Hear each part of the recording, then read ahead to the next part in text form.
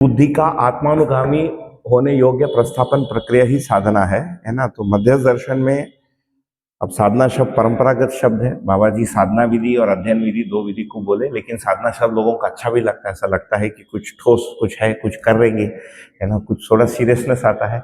अध्ययन शब्द पढ़ने से और बोलने के साथ ज्यादा जुड़ जाता है ना। और जीना जो शब्द है वो अधिकांश जो भौतिक रूप से हमको दिखता है उसको हम जीना मान ले रहे हैं।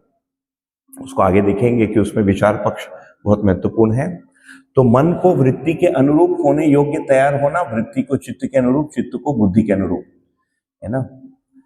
इस पूरे को फिर तो ये जो लोडिंग है जागृति विधि साधना के लिए शास्त्र अभ्यास से आ रहा है कि साधना का वस्तु क्या है, साधना की दिशा क्या है और साधना का आचरण क्या है, ये शास्त्र अभ्यास से आ रहा है। यदि शास्त्र अभ्यास नहीं है तो हमारे पास उसकी दिशा नहीं है, उसका मटेरियल ही नहीं मिलता है। एक तो ये है।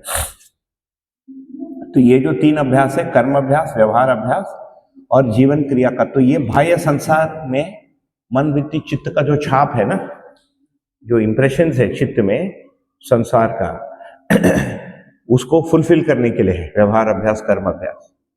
और उसका आपस में जो सिंक्रोनाइजेशन है, जो गतिविधि हो रही है, इसका नाम जीवन क्रिया निरीक्षण का अभ्यास। तो ये तीसरा अभ्यास हो गया। चिंतन अभ्यास क्या है? चित्त लगभग बुद्धि के अनुरूप हो गया, लेकिन बुद्धि अभी आत्मा के अनुरूप होना है और आत्मा व्यापक के अनुरूप। अगेन सी अनुरूप का मतलब, again this is where Advaita gets